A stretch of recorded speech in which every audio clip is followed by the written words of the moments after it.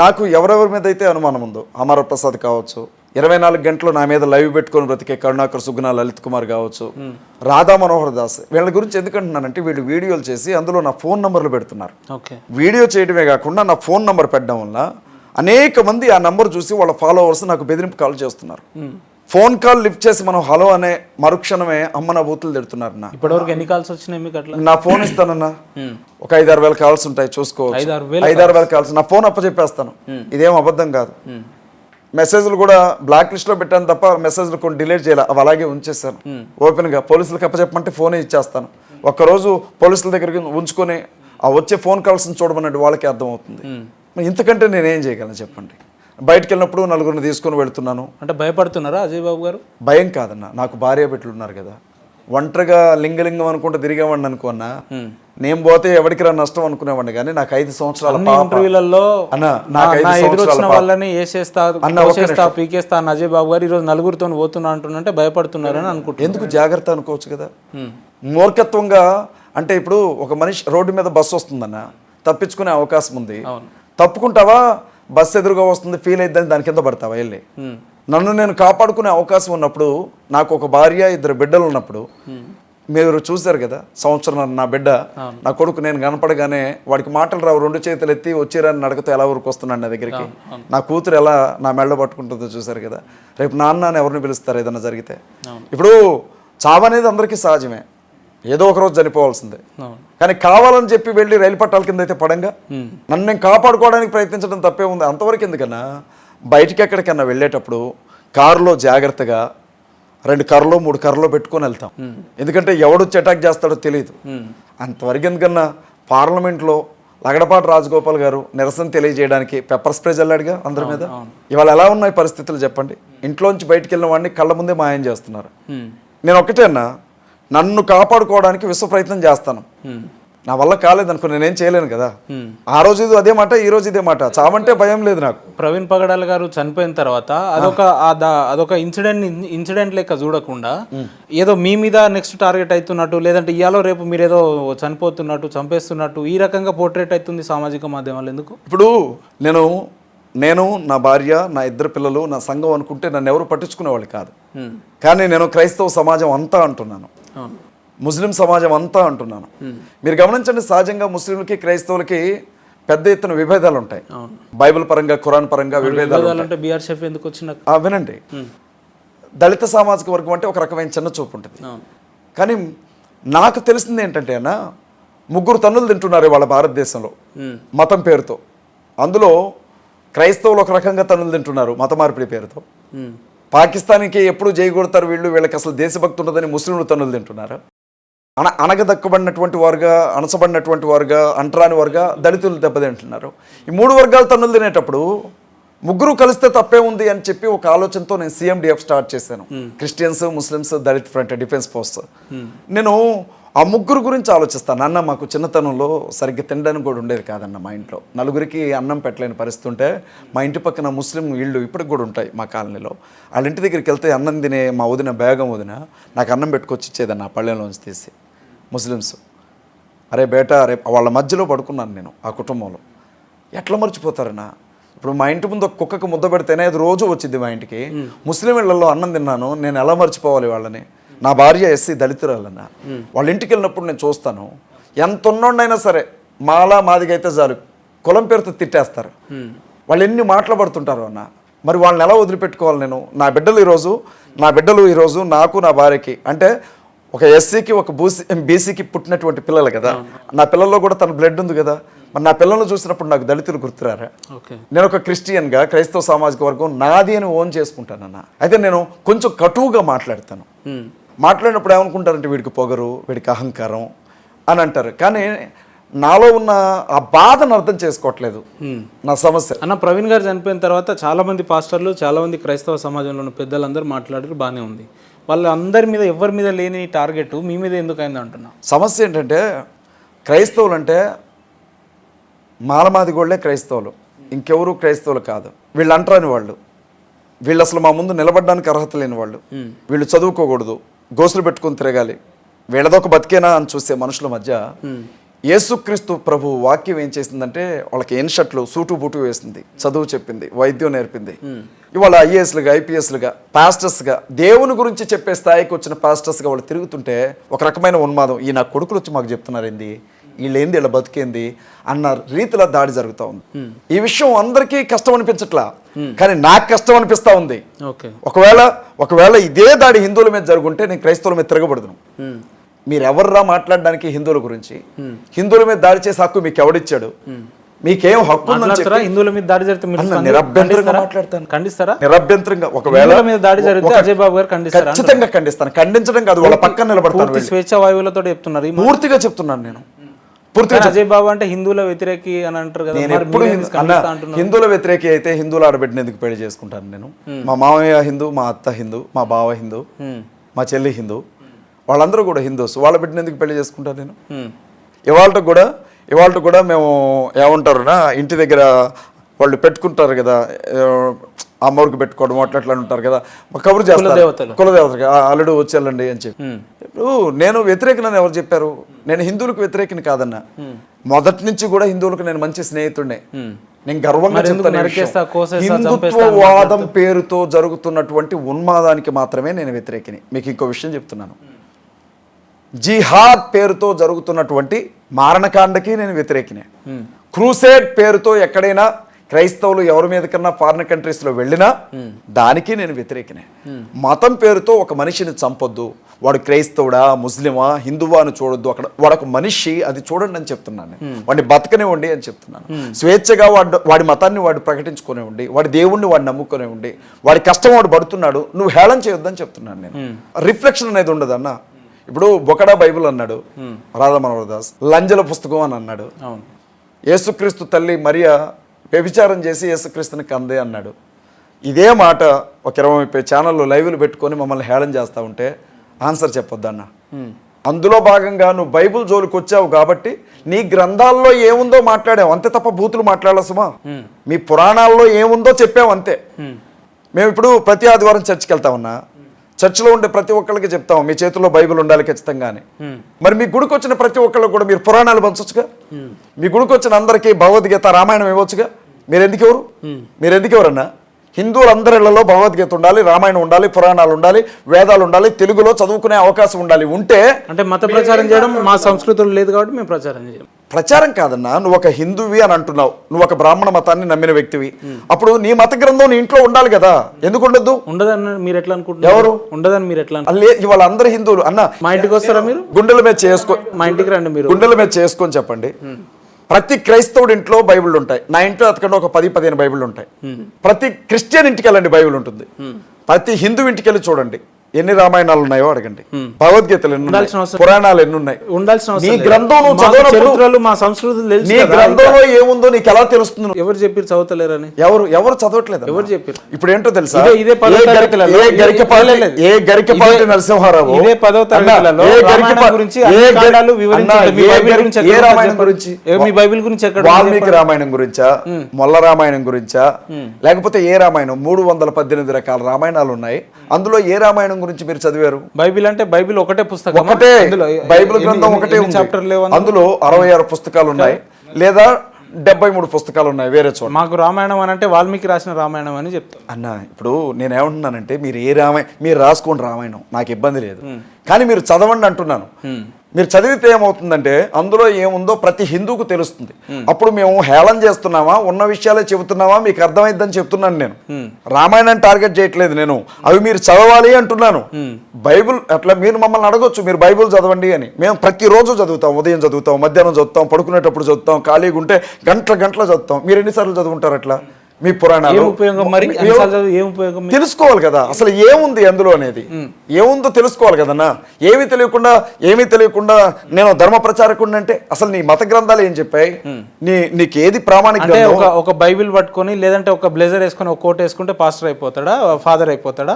ఇదేనా మీ సంస్కృతి? ఒక్క విషయం చెప్పాలన్నా, సంస్కృతి అనేది ఆహార పద్ధతులకు సంబంధించిందో, కట్టుబట్టలకు సంబంధించిందో, ఆచార సాంప్రదాయాలకు సంబంధించిందో మాత్రమే కాదన్నా, అదొక జీవిత విధానం. అది సంస్కృతి. ఎవరి పద్ధతి వారుకుంటుంది. మేము ఉన్నామన్నా, క్రైస్తవులు ఉన్నాం.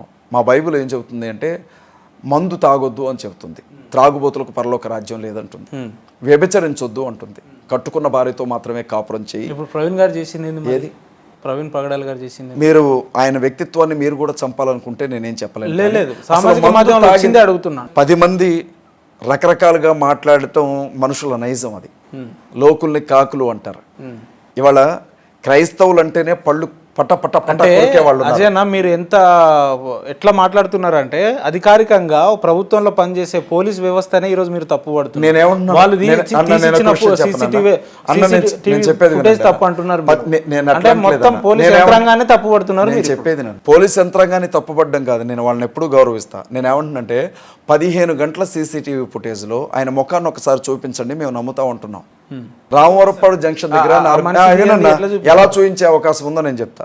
హైదరాబాద్ నుంచి నువ్వు వస్తున్నావు అన్న, బండి మీద వస్తున్నావు, కారులో వచ్చావు, స్పృహ తప్పి పడిపోయావు, తల మీద హెల్మెట్ ఉంది, ముఖానికి మాస్క్ ఉంది. నేనేం చేస్తానంటే, కామన్ సెన్స్ ఉంది కదా, వెంటనే హెల్మెట్ తీసేసి మాస్క్ తీసి ముఖం మీద నీళ్లు కొడతాను.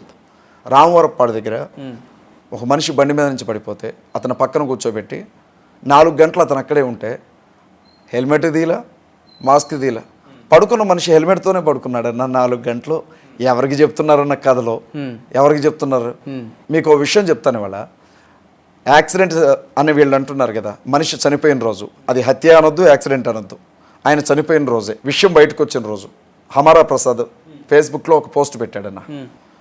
ఇక అనొద్దు కానీ ఏదో తప్పుడు మాట అన్నాడు, పగల తాగి గుద్దుకొని చచ్చాడు, పోస్ట్ మార్టం రిపోర్ట్లో ఇదే వచ్చింది చూసుకోండి కావాలంటే అన్నాడు. అప్పటికి ఇన్వెస్టిగేషన్ జరగల, CCTV ఫుటేజ్లు బయటికి రాలా, పోస్ట్ మార్టం జరగల, పోలీసులు ప్రెస్ మీట్ పెట్టలా. అతనికి ఎలా తెలుసు అన్న హమారా ప్రసాద్కి? ఎలా తెలుసు?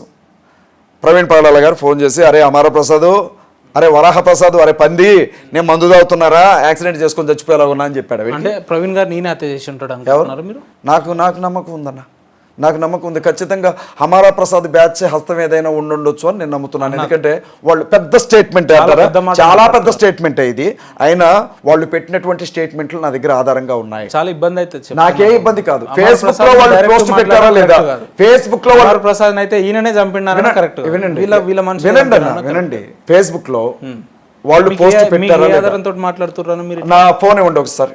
హమారా ప్రసాద్ పెట్టినటువంటి పోస్ట్ నేను మీకు చూపిస్తాను. అంటే మీరు మతాల మధ్య చిచ్చు పెట్టడానికి ఇటువంటి మాటలు అంటే హమారా ప్రసాద్ ఏదైనా మాట్లాడొచ్చు, కానీ ఇలా మాట్లాడు అంటే మతాల మధ్య ఆయన ఏమన్నాడు? ఏమైంది? తాగి చనిపోయింది. ఎలా చెప్తాను అంటున్నా నేను? తాగే చచ్చిపోయాడు, తాగే చచ్చాడు అని చెప్పాడు. కావచ్చు అన్న, తాగే చచ్చాడు కావచ్చు, కన్ఫర్మేషన్ ఇచ్చారు. ఇప్పుడే చూపిస్తాను.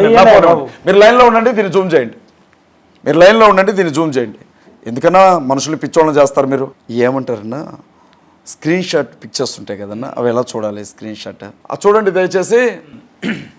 నన్ను ఒక ప్రశ్న అడిగారు, హమారా ప్రసాద్ ఆ స్టేట్మెంట్ పెట్టాడా, మీరు ఎందుకని మతాల మధ్యన చిచ్చు పెడుతున్నారు అని.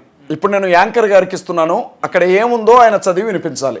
హమారా ప్రసాద్ లేదు, మీకు అనుమానం ఉంది కాబట్టి మీరే చదవాలి, పెద్దగా చదవండి. చలో, హమారా ప్రసాద్ ఫేస్బుక్ పేరుతో అది చూపించండి. అటు పోస్ట్ మార్టం రిపోర్ట్ ఖచ్చితంగా ఏమని వస్తుందంటే చదవండి. భూతైనా చదవాలి, భూతైనా చదవాలి, చదవండి.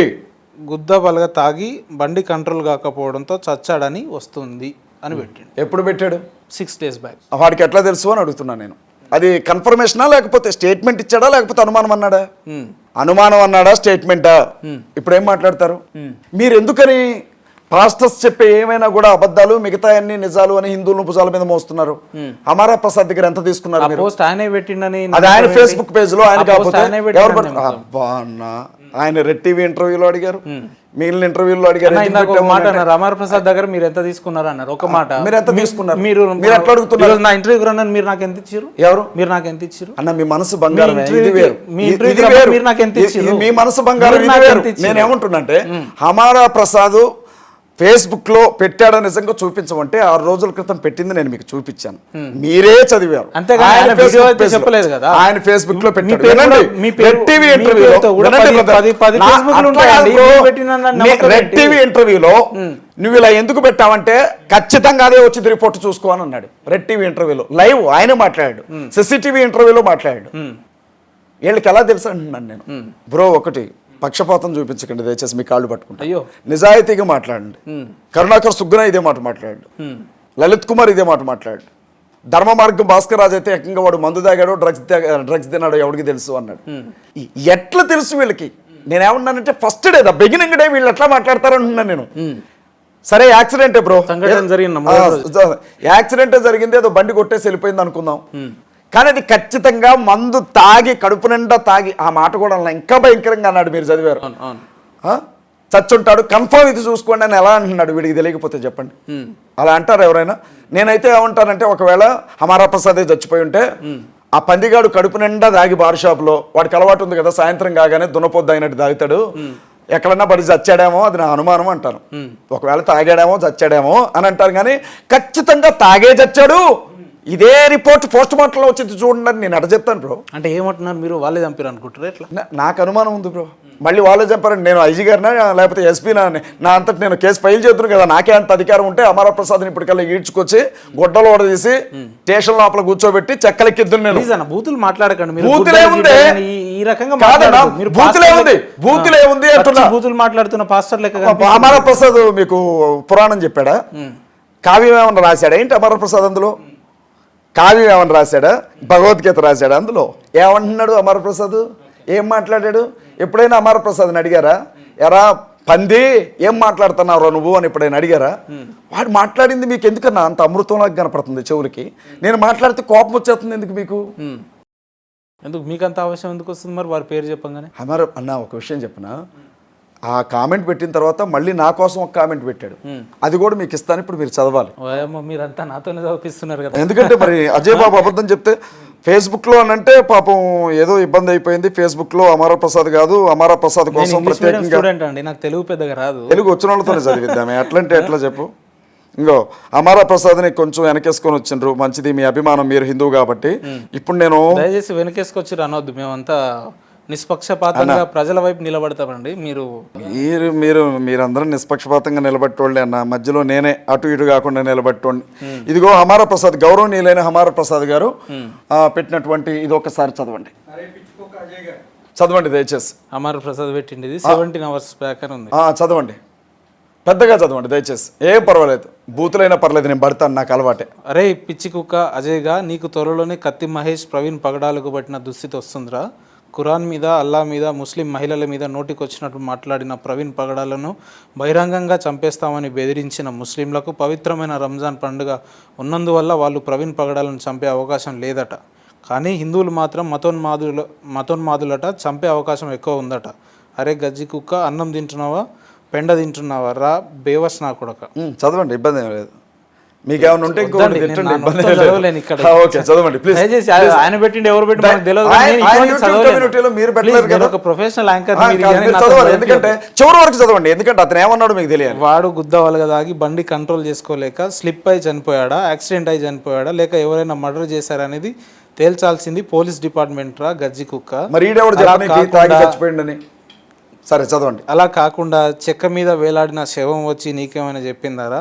ఇలా అడ్డదిడ్డంగా నోటికి వచ్చినట్టు మాట్లాడే కత్తి మహేష్ గాడు, ఈ ప్రవీణ్ పగడాల గాడు గాల్లో కలిసిపోయారు. ఈ